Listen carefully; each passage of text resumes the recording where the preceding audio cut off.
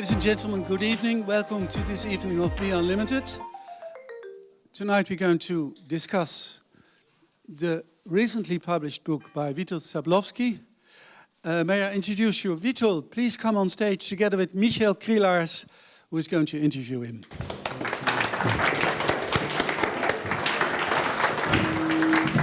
Goedenavond, dames en heren. Ik ga zo dadelijk over op het Engels. Maar ik moet eerst namens de directie van de bibliotheek een huishoudelijke mededeling doen.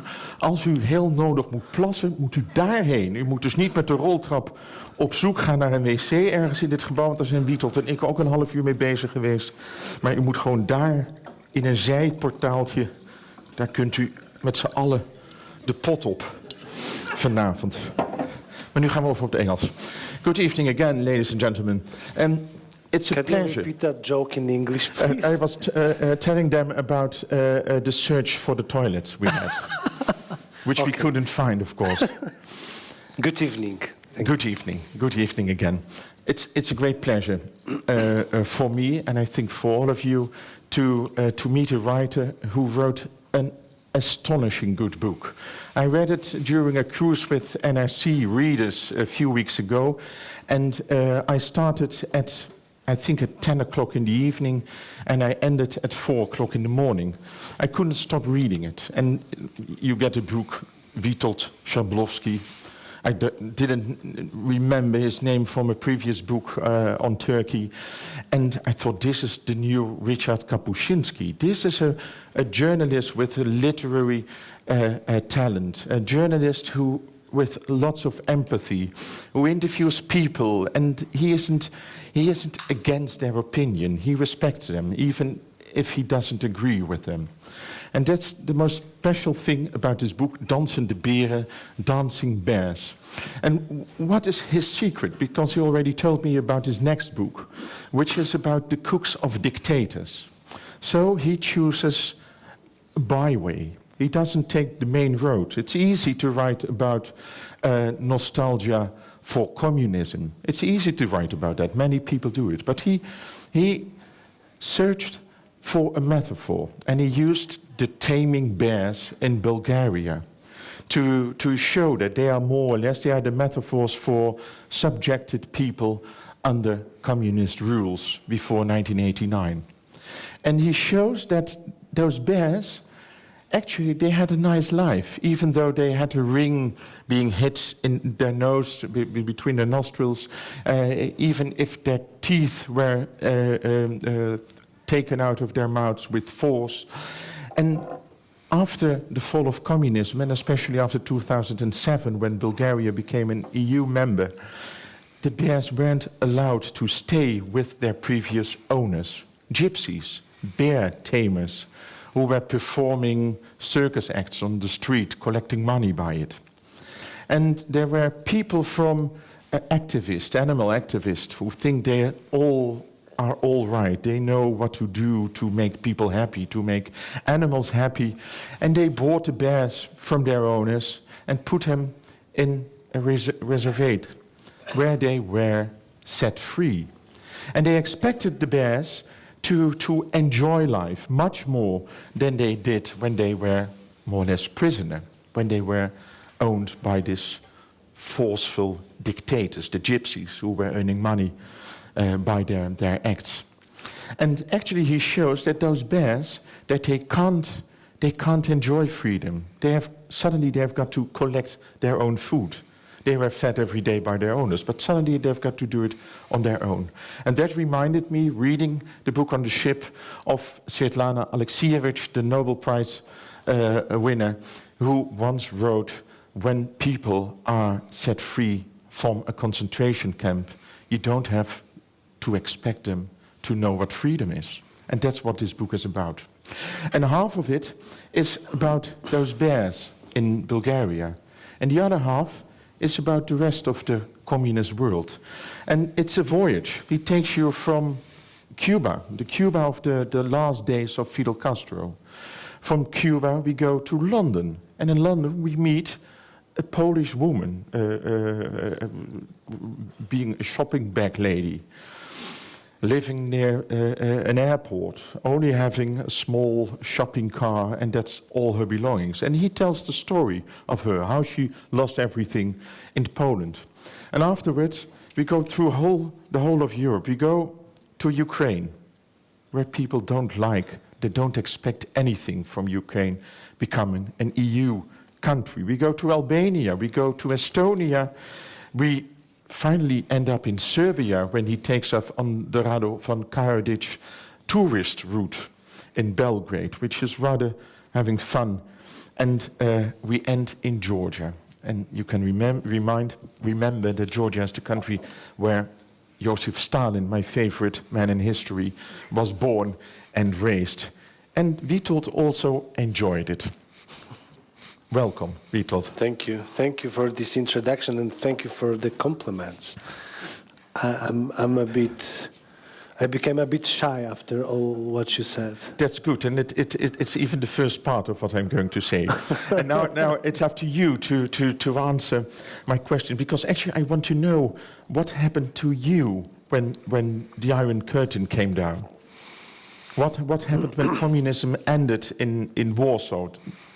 Or in the town where you were raised, which wasn't Warsaw, of course. Not too much, because I was 9 years old only. But I remember the moment. I remember the day when the Communist Party was closed, because I was in a sanatorium. I have had asthma. It's terrible, but it's since my childhood. And I went with my mother to a special sanatorium, and I was running with some kids, but I needed to ask my mother about something, so I found her in a TV, watching TV with other adults, and they were very stressed. And I saw that in the television, they are telling that the Communist Party of Poland was closed that day. And I was like, what? Are they serious? Is this the 1st of April or what? It was like my grandfather, he was a Communist Party member, and he was a director in a few schools in the countryside. He's still alive. He was a very good man. Like he was believing in the system, and he was trying to change people's life in the villages, just trying to make life better for people. So he had been director for 5 or 6 different schools, just going from one to another by bicycle, and just trying to improve life in that region. So since I was 5 or 6, he was teaching me the names of the first secretaries of the Communist Party. So the Communist Party was a stone.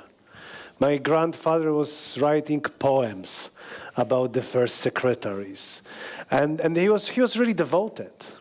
But on the other hand, my family got everything from the communists. Like, they were simple peasants, they were simple farmers, very poor farmers actually before World War II. So my grandfather and my grandmother becoming the teachers and then school directors, that was really something for that family. My grandparents getting education, going to some schools, that was wow. That was the first time in my family's history that somebody had some kind of education. So just to finish, I was damn surprised when I heard that they are closing the Communist Party. And was it also, you were very young, but was it also that how can such a good system end? Because the image we in the West always had from Eastern Europe was the image of shortages, poverty. That was in the 80s, yeah? If you go back to the 70s, I think life was much. Remember that, but my parents used to tell me how great it was in the 70s. Of course, we had a government which was building a lot, but all of this was built on debts, on credit. We were asking the West to borrow some money for some loans, etc. But the 70s were quite good, actually. In the 70s, people remember the 70s like a golden age for Poland, but then the 80s came. Yeah, and the 80s, I remember a little bit of the 80s, and the 80s were grey and hopeless. And we had that General Jaruzelski, you remember, you talked with him, you told me. Yeah, the military junta, military dictatorship, actually. But what happened after the end of communism? How did the country look like? Was it really a struggle for people to adopt to a new kind of life? Because actually it's what you write about. You write about the nostalgia amongst ordinary people, which makes your book so special. It's the ordinary people, it's not the intellectual, it's not the former chief of KGB or the local secret service who prospered afterwards. And we know that the majority of the leaders of the former communist countries are former secret service people and former top politicians. But how was life for ordinary people in Poland? So the 90s were just crazy. Like the change was so rapid that you would go to sleep. You know, you mentioned my book about Turkey, and it somehow reminds me Turkey under Atatürk's rules, because Atatürk had such ideas that people go to sleep with the Arabic alphabet, and then they wake up and they have the Latin alphabet. So he did big changes overnight, and we had absolutely the same. So you could see that if you saw the movie Goodbye Lenin, and you saw that overnight shops which used to be empty, there was literally, I remember shops where there was literally nothing. Even the vinegar was sold. There was nothing, just the shopkeepers. And then suddenly, overnight, you have a shop full of everything. And you just can't consume all of this. You just can't, you know, and suddenly you start spending hours and hours which butter to choose. Which bread would I like for today? Which meat could I have? Which ham? You know, I remember that eating ham in the 80s was like, I don't know, touching God's feet. Like, wow, this is ham.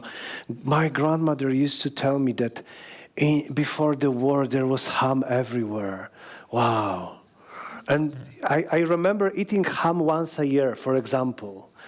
And then suddenly you have all kinds of meat, all kinds of butter, but that's one hand. But the second hand is that people were losing everything overnight either.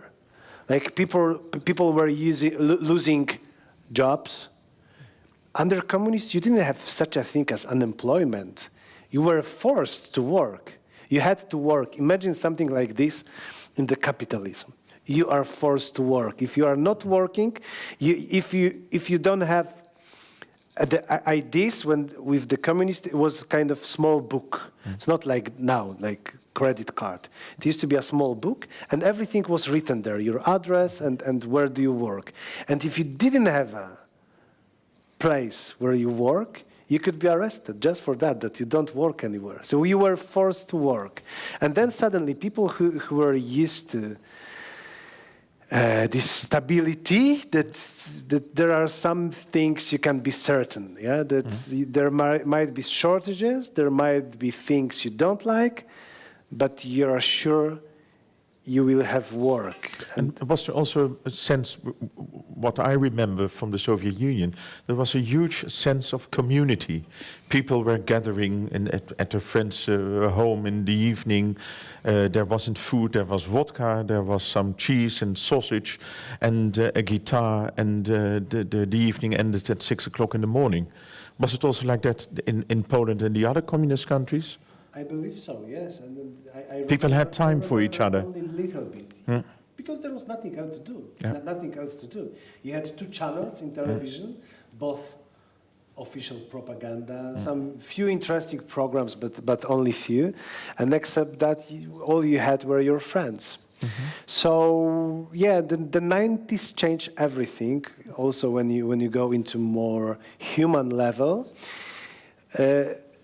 people either began running their own business or searching for a new job, new possibilities, just trying to consume all the possibilities that capitalism brought, or they just became unemployed and desperate and depressed. And in the countryside, it probably was even worse than in the big cities. Especially in the places where the collective farms existed, because collective farms were closed again overnight, which meant at that moment that 3 million people lost jobs overnight.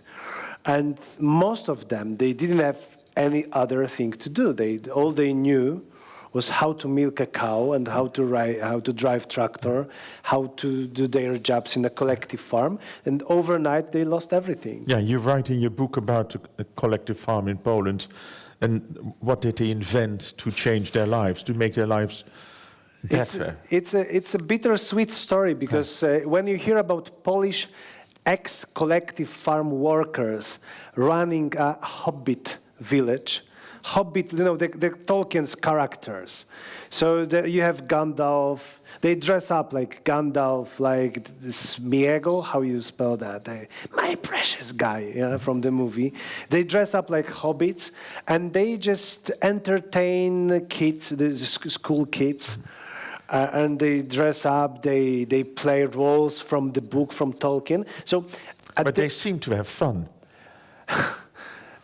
What can they do? Yeah, yes. That's it. I think they rather pretend they have fun, and this is their way to make ends meet. They all ended up in the 90s with no jobs and no perspectives, and half of them drinking hard. And the second half, maybe not drinking, but also losing everything. So they found this idea to open this Tolkien Village. And this is, when I say it's bittersweet, it's because when you see them, you say, wow, what a great, innovative idea. They lost collective farms, so they opened Tolkien Village. Super cool. But then when you begin talking with these people, you realize how desperate they were. And they never read the book of Tolkien. Mm-hmm. They saw the movie and they say they didn't really like it. They don't understand. It's not their world. But somebody told them that, you know, guys, you are living close to the seaside. If you do something super cool, you can bring some tourists. And that was the time when the Lord of the Rings, correct? Yeah, Lord of the Rings was in cinemas. So they thought, oh, well, maybe we do Lord of the Rings. And they would never do that. They would just milk their cows and they would just, you know, drive tractors. And they could, the worst part actually is that the collective farms were closed. Nobody actually knows why. There were some journalists trying to do some investigative journalism, trying to find who exactly signed the paper to close all the collective farms and why. And it's very hard to find the person who would take the responsibility for that decision. And the fact is that in their research, my colleagues, Polish journalists, proved that at least half of the collective farms were doing quite well.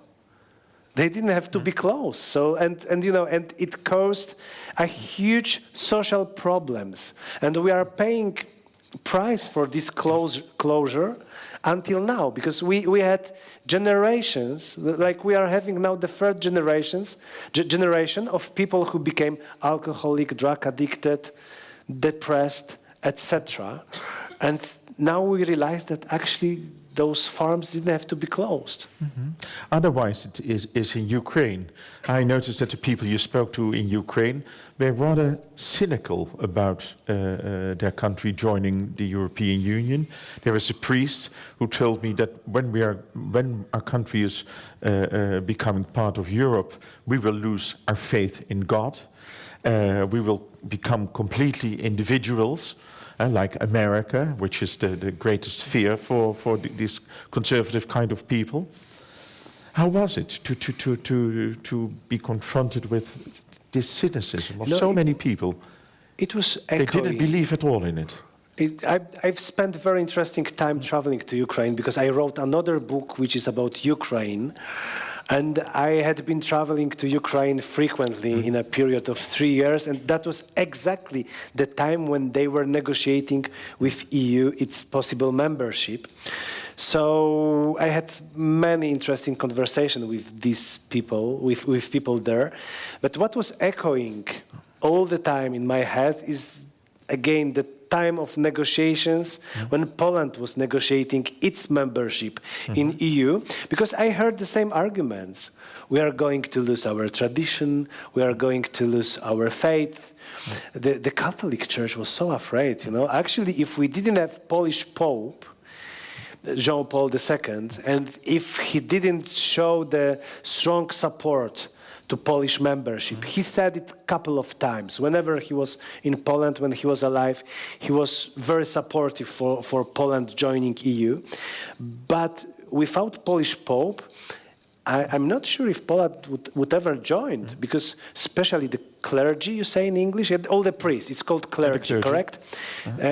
So the clergy was so afraid. It's exactly the same when I talk with the Orthodox priest in Ukraine, he was telling me exactly the same, and he was using exactly the same arguments than people were using when Poland was negotiating, and you know what? And they were right, actually. But because since Poland joined EU, it's more and more, and now I'm missing a word, secular. It's more and more secular, and the change is very quick. Yeah. But I also noticed that the difference between Poland and Ukraine is that in Ukraine all the people were more or less afraid of Putin, of Russia. Putin will never allow us to become member of the EU. Putin will never allow us. The Russians never apologized for the Great Hunger in the 30s, which cost 7 million lives. Yeah. An artificial hunger created by Stalin in the 30s. So there's still this huge influence from Moscow. Yes, and in Ukraine you feel it much more because it used to be the Soviet Republic, and it has its consequences. Like you had much more Russians. You had a very big Russian population. Even the Ukrainians, they don't speak proper Ukrainian. Many of them. There are people who consider themselves as Ukrainians, but they barely speak Ukrainian, they speak Russian. And you have all these KGB people all around. You don't even know which of the, I don't know, ministers or politicians is actually working for KGB. You never know that. But actually, we are feeling this influence of Russia more and more in Poland either. It has changed in the last few years, I think. But if Putin can influence, the American elections, so how can he not influence political life in Poland? No, he's the boss in the world, in the Western world. It's amazing that you can have country which is, when it comes to if it comes to finances, it's a very poor country, Russia. You know it well. It's dependent on gas only, so you can just make them like this. Yeah, you just make the price of gas very low, and they will change Putin. They will replace him for someone. They will change him for someone else. But at the same time, they can do such a mess in the international politics. You wrote about the Russian minority in Estonia. Actually, most of the people you interviewed, the Russians you interviewed, they were very intelligent and well-educated and wise people. And you could understand them being discriminated, because when you don't speak the Estonian language, you won't get the Estonian citizenship, you won't get a passport, so you're not allowed you're going to be fired. There are several doctors who lost their jobs because they couldn't speak Estonian. Yeah, but this is a very complex story, because Russians, they did it on purpose. Yeah. Like they were sending as many Russians to Estonia, which was a paradise. In the Soviet time, Estonia was like a Western country, very rich and very modernized. And they were sending there as many Russians as they could. And they were sending very, very, like it was a privilege. And they assimilated, actually. To be sent to mentally. Estonia. Yeah. And for many years, Russians in Estonia, they didn't feel like learning Estonian. So there were Russians who had been living there for 20 or 30 years and never even tried even to say good morning or hi or how are you in a country or republic at that time. In a republic they spent their whole life in. And for many years, Estonians, people speaking Estonian were underprivileged. So then the history was made upside down, yeah? And all the Russians, they lost their privileges. Very, very complicated story. Actually, I have no idea how could they overcome with this conflict. Because also they, as you write, they actually don't sympathize with the Kremlin. No, they feel themselves Estonians. They are totally lost. The Estonian Russians, they don't sympathize with anyone. Yeah. They are like another nation. I was, you know, there is in this book I described one town which is called Kötlüjärve. Which is, I went there and I was very interested how would it look like, because it's exactly half-half. 50% is Russian, 50% is Estonian. And it's a very small town, about 30,000 people is living there. And I went to a local pub and there was a line. It was not painted. There was an invisible line in the middle of that pub. Left side was for Russians, and they were much louder. They had all these, you know, Russian imperial insignia, necklaces, jewelry, golden eagles and everything. They were much louder. They were laughing a lot. They were drinking glasses of vodka. And you had the second part, which was Estonian, where people were like this. Estonians, they never get drunk. This is amazing. I have many Estonian friends, and they can drink, and at some point they just stand up, say, okay, goodbye, that's enough for me. Wow. They never do the fascinating, fantastic, Slavic, funny, you know, behaviors. Never. They are very cold. And there was this invisible line that was amazing, that you have one pub in that Kötlüjärve, so they have to use the same space, but it's like not apartheid, because, well, it's not this level of discrimination, but I believe they have these invisible lines in their private life. They don't have, like, Estonians don't have Russian friends, Russians don't have Estonians friends, and Russians don't like Estonians, they say they are cold, they don't know how to party, you know. Estonians think Russians are too loud, and, for example, they have separate beaches. There are places, there are beaches where Estonians would never go, because it's too loud, because you have Russian disco. Yeah? And the same for the Russians, yeah? Too clean for them. Too silent in the disco. It's completely the other way around when you visit Kosovo, because actually there's also the battle between Serbs and Albanians, but also there's a beautiful part in it when somebody is hitchhiking and then there's an Albanian car or a Serbian car, and the other nationality hops in this car and he says, okay, when I need a car, it doesn't matter if he is my counterpart, if he is an Albanian. Yeah, but how was it being there? Because it's so. There's also a chapter about Albania, and the Albanians in Kosovo, they are so completely different from the Albanians in Albania. What happened there? We know about this war and this ethnic cleansing. So, firstly, I went to Kosovo because when I was a student, I loved hitchhiking. I hitchhiked all around Europe. I was going to Belgium by hitchhiking. Once I even went, when I was studying in Turkey, I was going to and back by hitchhiking. Once I even went from Warsaw to Jerusalem by hitchhiking. So I thought it would be great to somehow include hitchhiking into my work. So I was just looking for a good idea. So there are actually two chapters. Firstly, on Cuba, I'm the guy with a car, so I'm taking hitchhikers. And then I go to Kosovo right after it became independent, and I'm hitchhiking by myself. So that was a very interesting moment because I was there 3 days after they became independent, and there was no enthusiasm. Like, amazing lack of enthusiasm, like they were all probably so tired with the war, with conflict, with everything, that they just wanted some peace. And the second thing, this is again something what I remember from the 90s from Poland, amazing anger. Like, people were angry, you felt that whenever you try to ask for directions on the street, and they are angry. But why?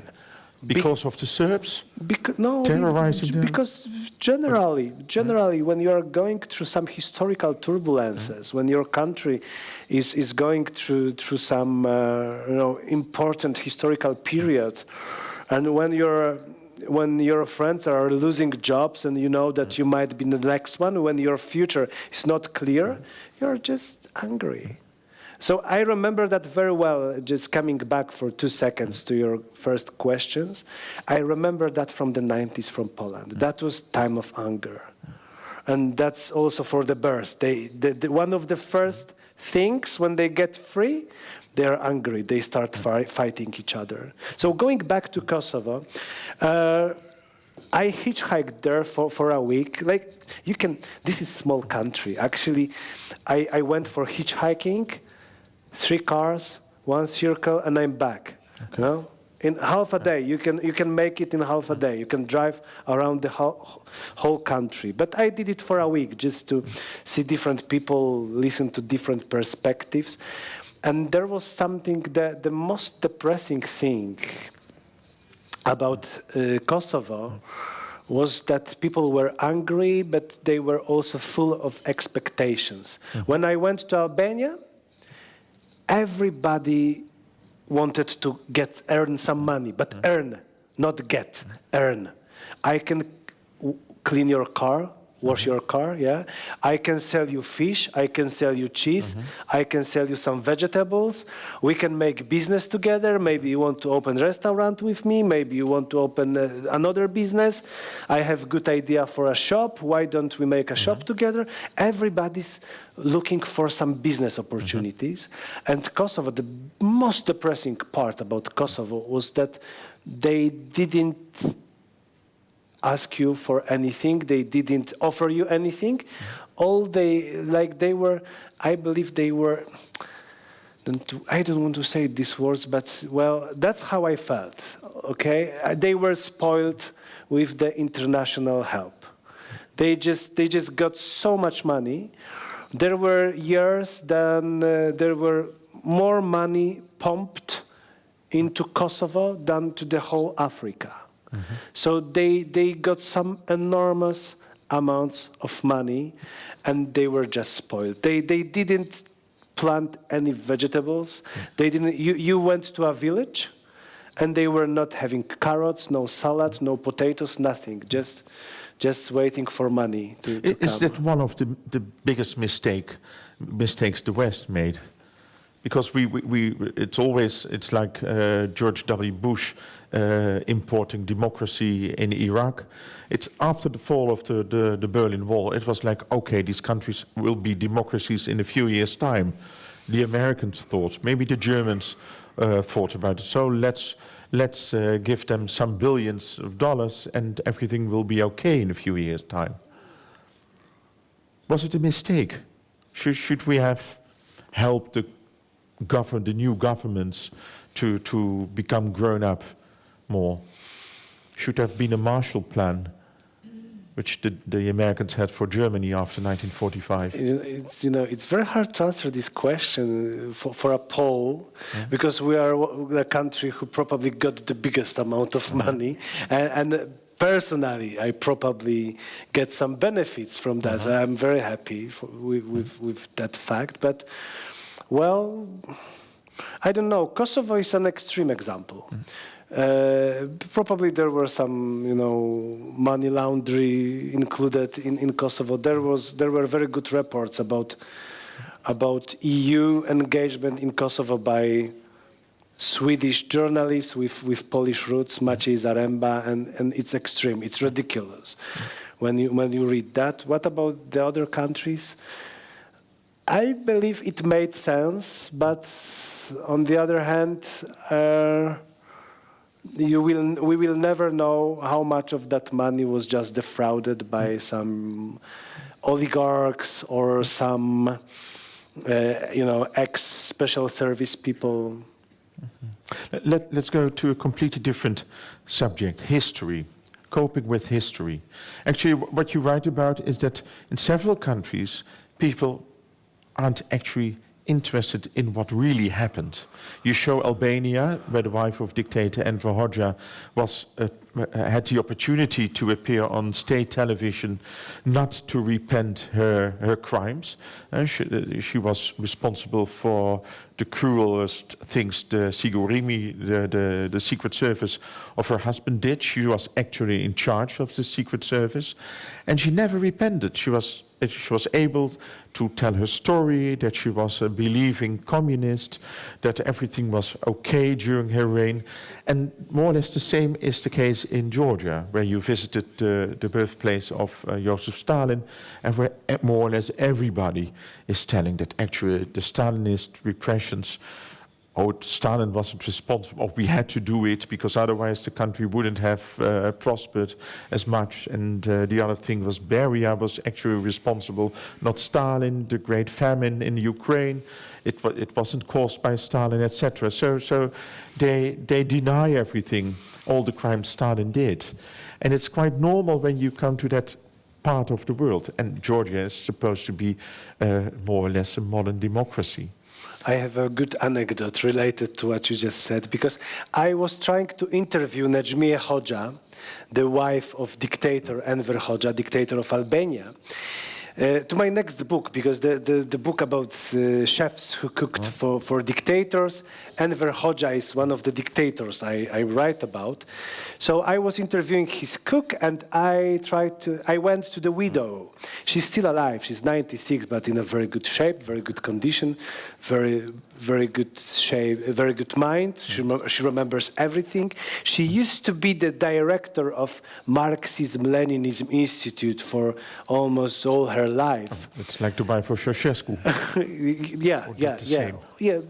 But she was also a very prominent person in that country.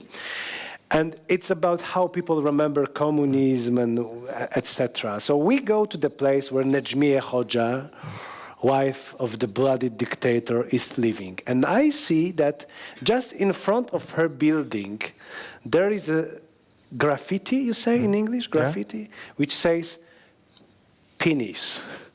And I said, at least they wrote penis in front of her house.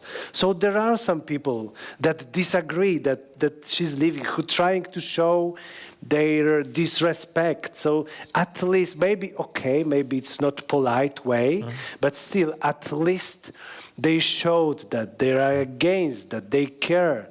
But then we went a few meters farther, and we saw the same spray, the same letters saying Penis Partizan, which is a football club.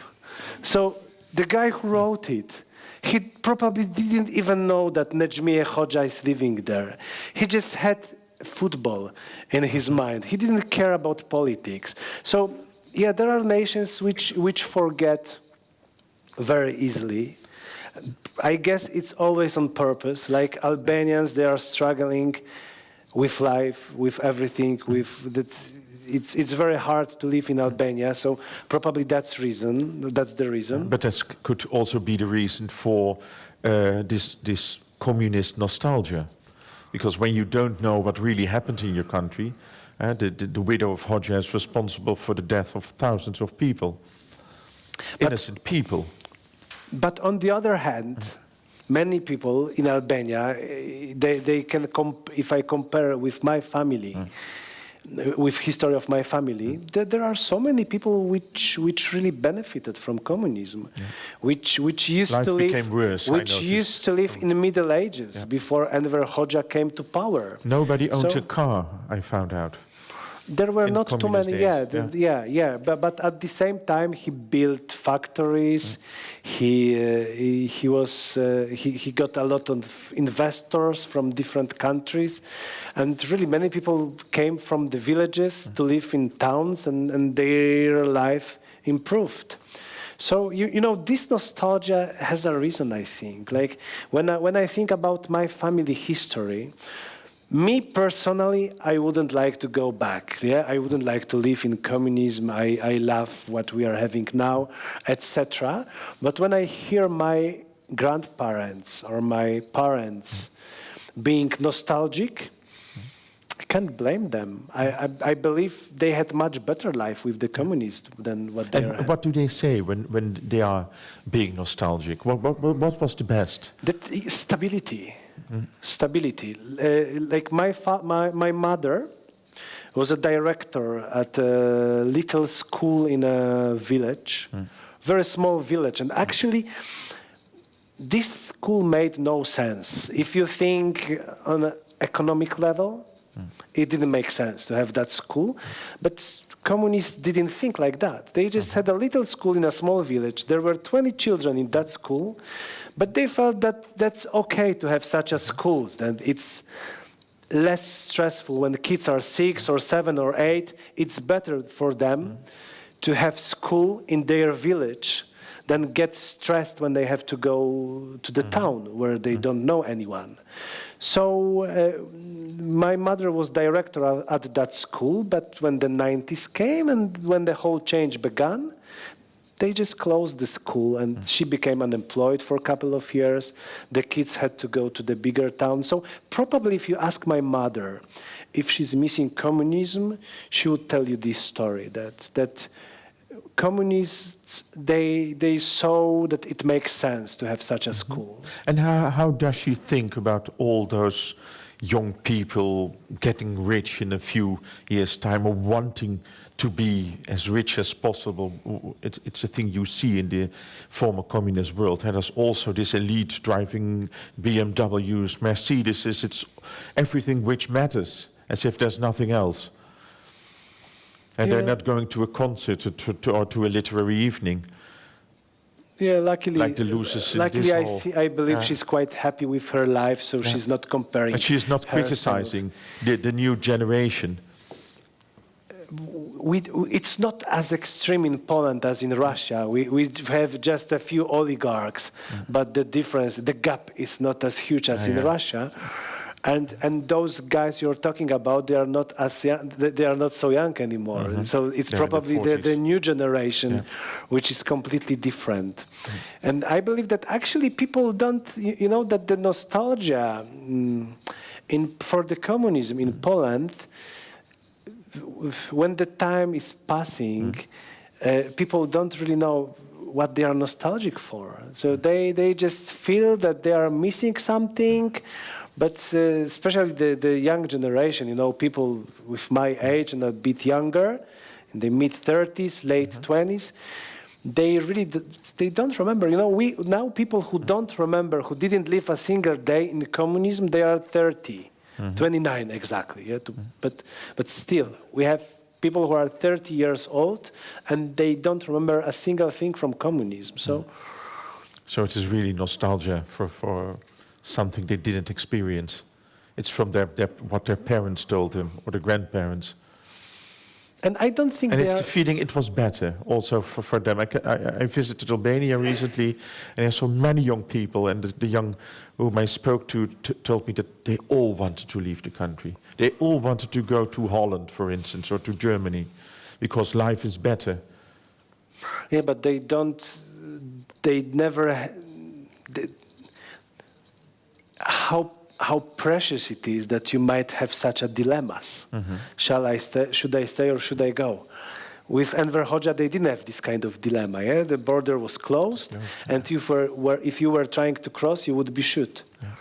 So and probably because it's been 30 years since communism fell down, they forgot how it was with Enver Hoxha. They thought it was more or less the same. They don't remember that the country was a one big prison. Let's go to the bears. You're going to read a part of the first half of your book in English. Yes. Yes.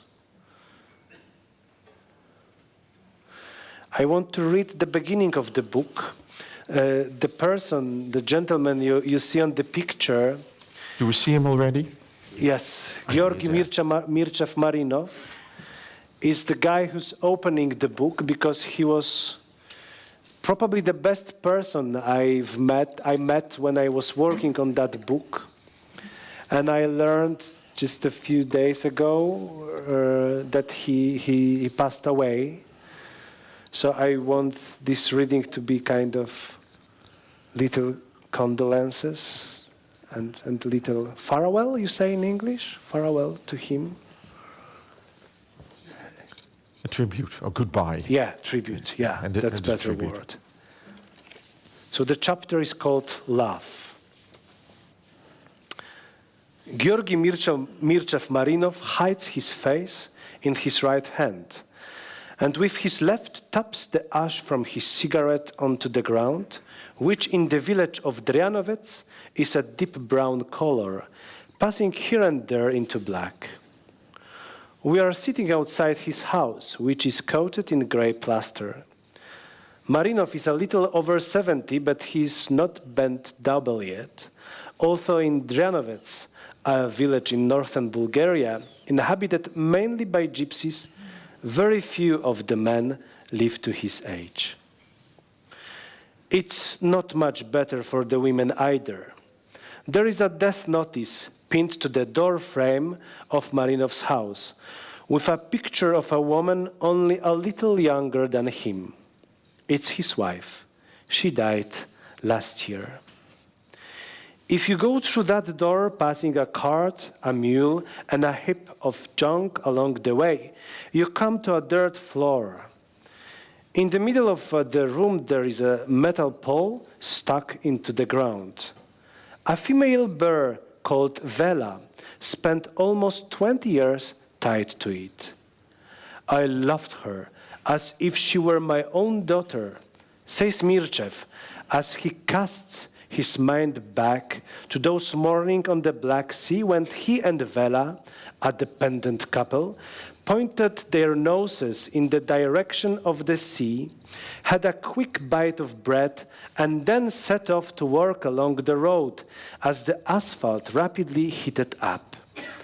And those memories make him melt, just as the sunshine would melt the asphalt in those days, and he forgets about his cigarette until the lighted tip starts to burn his fingers. Then he tosses the butt onto the brown and black earth, and he's back in Dryanovets, outside his great house, with the death notice pinned to the door frame. As God is my witness, I loved her as if she were human, he says, shaking his head. I loved her like one of my immediate family. She always had more than enough bread, the best alcohol, strawberries, chocolate, candy bars. I would have carried her on my back if I only could. So if you say I beat her or that she had a bad time with me, you're lying. A bit more or that's enough? I think that's enough. Okay. Yes, and we've got a beautiful picture. Can we see it again? Because I now see it that it's also in front of me. I can imagine that he's completely in love with Vela.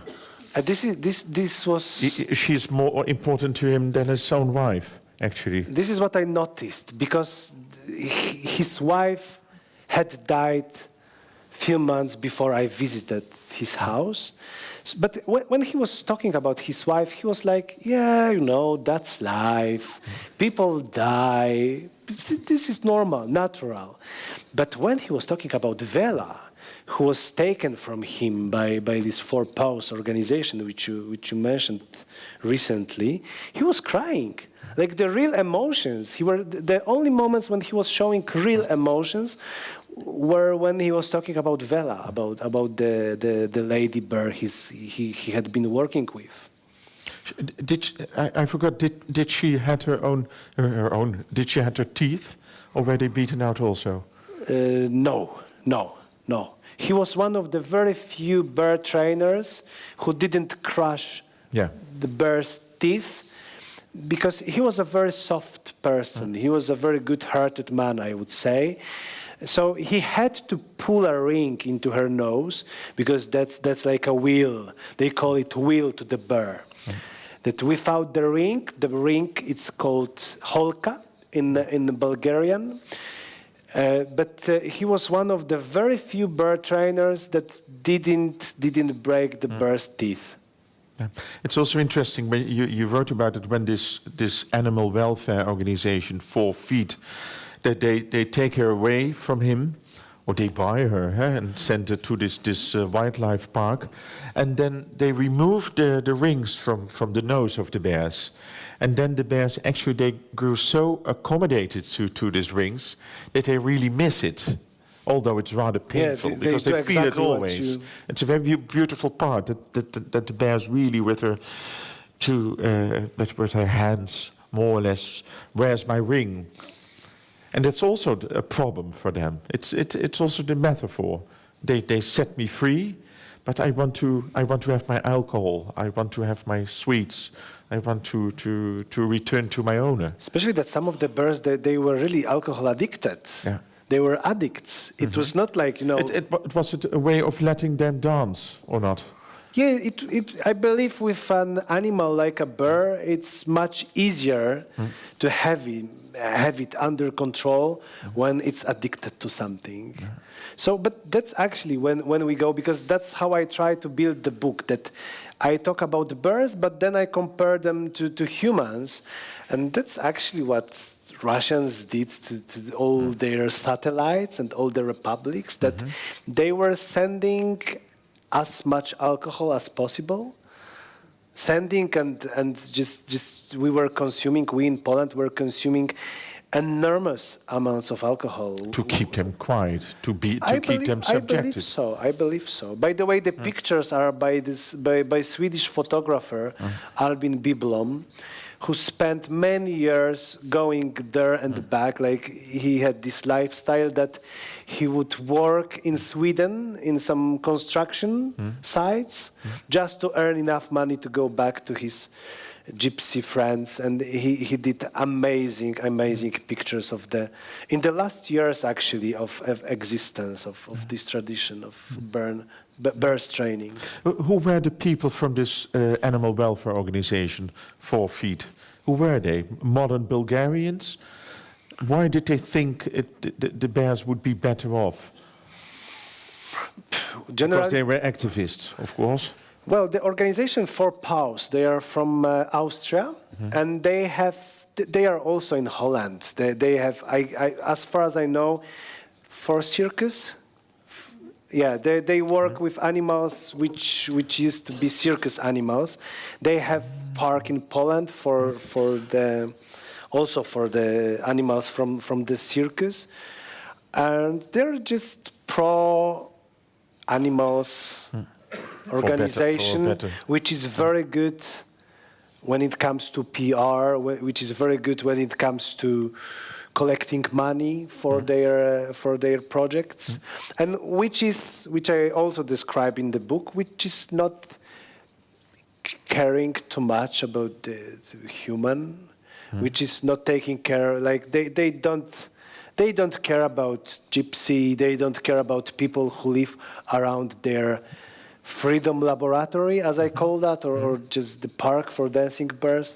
They just have their projects. They are good at collecting money for their projects. But they must have been frustrated when they saw that the bears weren't adopting at all to freedom.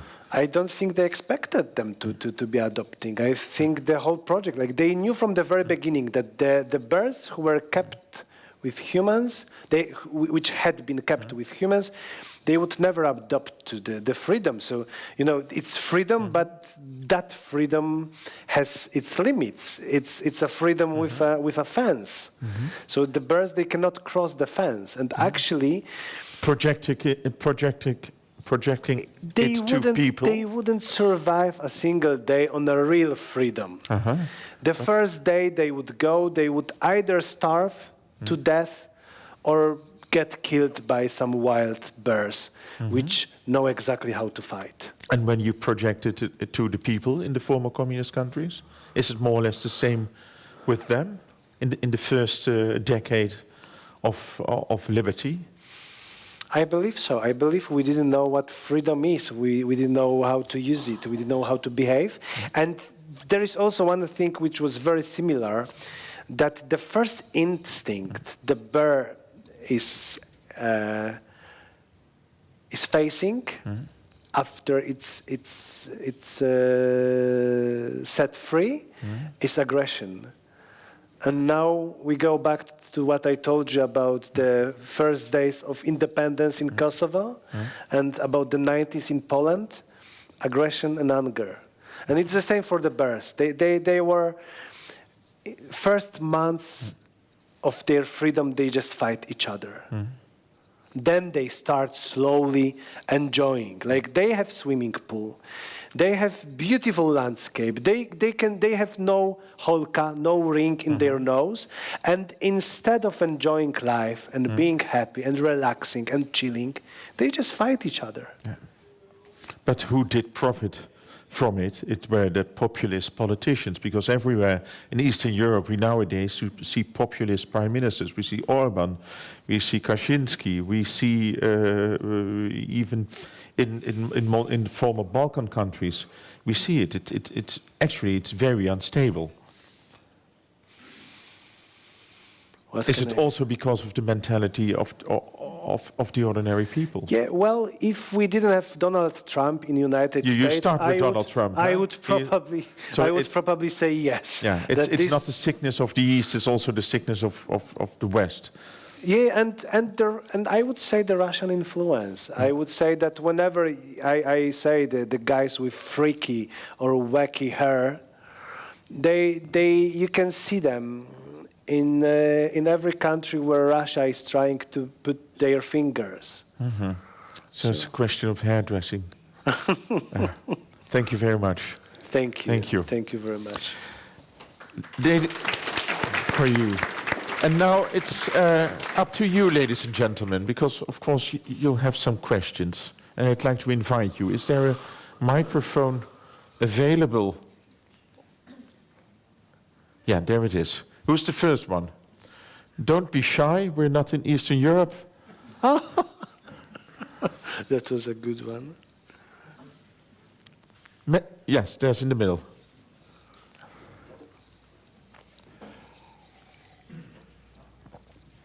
Oh, yes.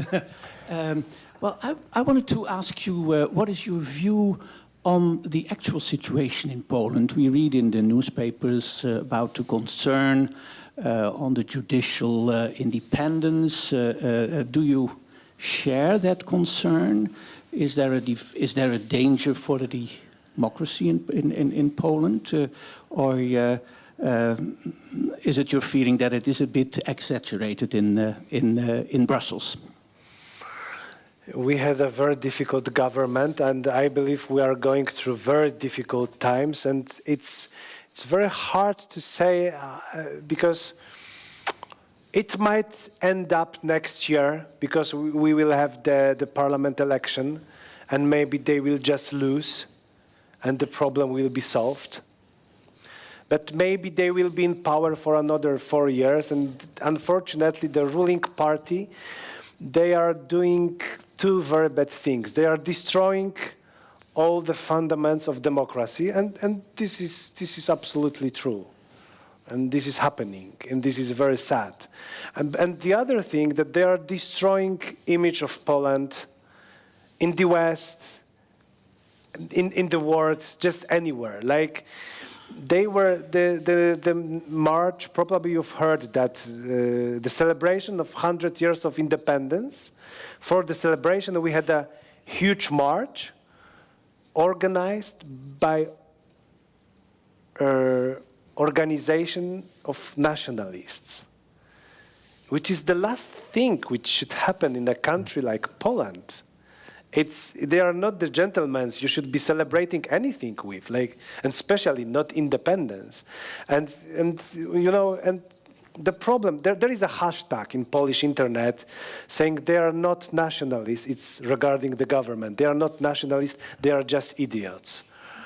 And I totally agree with them that they are, especially Mr. Kaczyński, who's like, he's above the whole political system now, above president, above prime minister. He's just trying to keep the national wing out of the mainstream, but they are just letting them into the mainstream. And it's not because they want that or because the Kaczyński's party is nationalist itself. It's just because they are very good politics. Yeah. Andere vraag. Vooraan.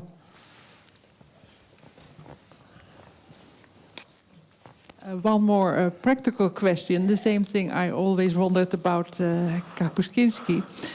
You travel around all over Europe, you hitchhike, you talk to gypsies. What languages do you speak? And how do you arrange it? Just English and Russian and Polish and some Polish. Yeah. No, and I, whenever I go somewhere, I try to grab some words from that language, but it's just very basic. So I can communicate, like I can make an interview in English and in Russian. It's the same guy with the bear. With the guys from the birds, I had a fixer in Bulgaria, and he knew Polish, so he was translating from Bulgarian to Polish. Volgende vraag. Er moet er één zijn. Kom dan maar. Mandy? Ja, kijk, a bit of force always helps.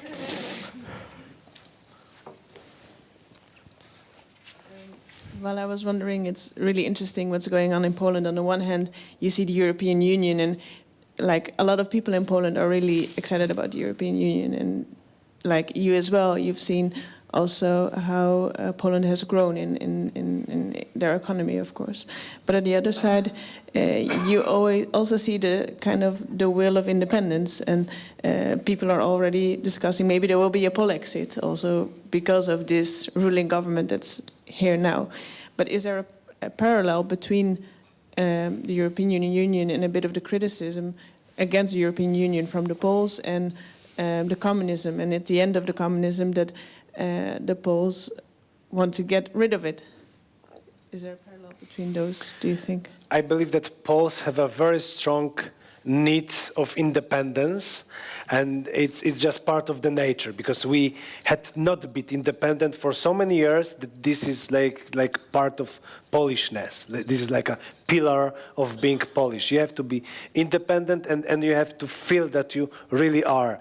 So, and the Kaczyński's party is trying to play this card.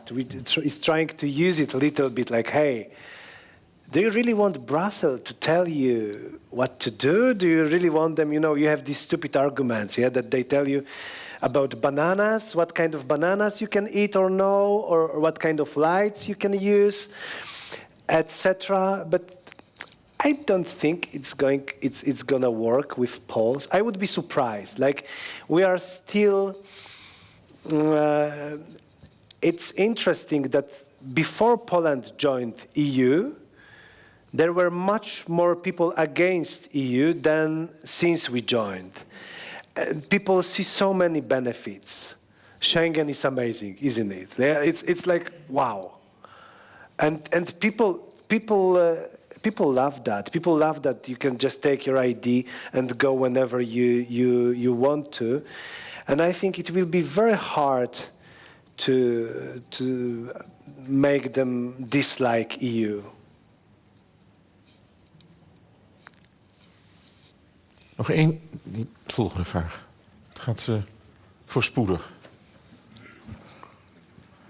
So I only got to read 1/3 of your book. I just bought it. And maybe you talk in the book, but a lot of the characters that you mentioned, they still live in their country.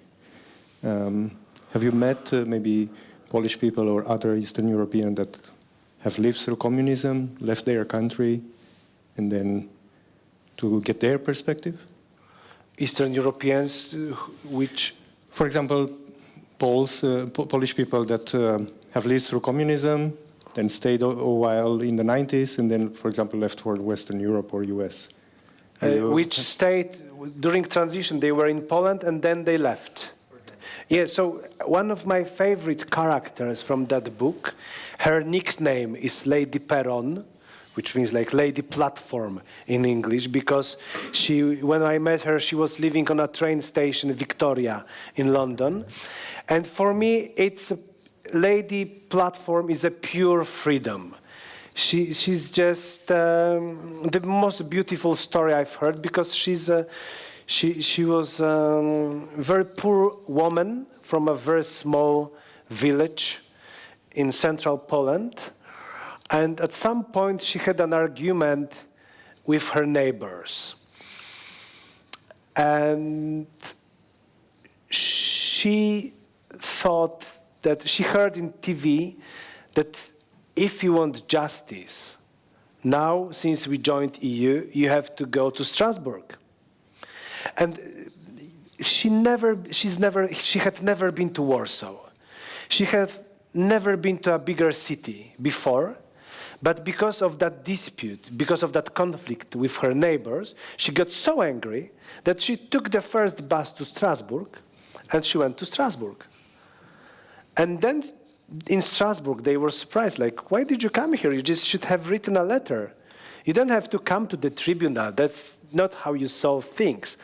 But then she realized that so many people helped her on the way. They helped her to get to the bus.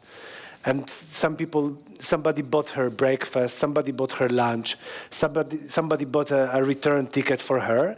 So she came back to Poland, but she was like, that Western Europe was a quite nice experience for me.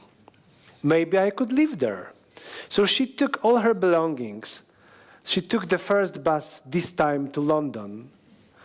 She came to Victoria Station, and she stayed there.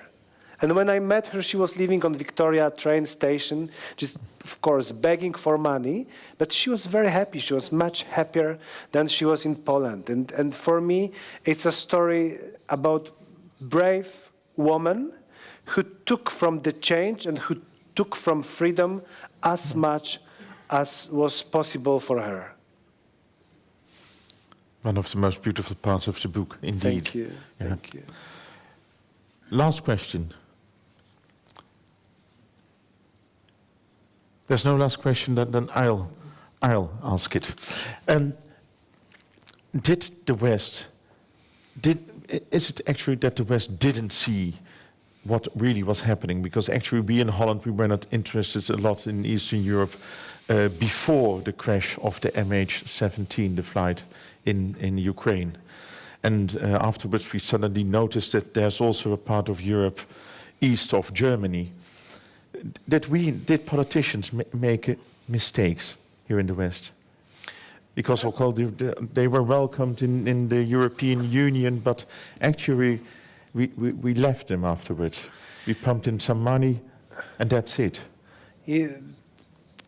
Politicians always make mistakes. This is a part of being a politician, that actually it's It's about making mistakes. But you know, I personally believe that you can't understand what Europe is and what Europe will be or might be if you don't go to countries like Poland, if you don't go to Ukraine, especially nowadays when they are in conflict with Russia. Especially that the Putin's shadow, if we call it this way, it's getting bigger and bigger. And now, a few years ago, I wouldn't tell you that I feel Putin's shadows in Poland. Now I feel it. And he's a hungry person. He will ask for more. Is it dangerous for peace and stability? Rather stability than peace, because I don't think he will try open conflict with NATO, with anyone, but he's working through chaos. He's just trying to make chaos whenever he comes, and he's damn good at that. Like, you know, how you say that in English? Vacas, Małgosia, jak są szczepionki? Vaccination. Sorry, thank you. You know that there is a huge campaign in Poland against vaccination. In the States, it's the same. Yeah, there is a huge debate on Twitter everywhere, and American Health Institute just published a report saying that 93% of the tweets are done either by Russians or by Russian bots. And now, the tweets are for both sides. They are pro and they're anti, because it's not about arguments, it's not about real discussion, it's only about making chaos. So whenever you see a place or a country which is becoming chaotic, I would say it's put in shadows. Okay, thank you very much, Witold. And now we're all going to read this book, and as far as you haven't read it, you're going to buy it. I demand it. Thank you very much. Thank you, Witold.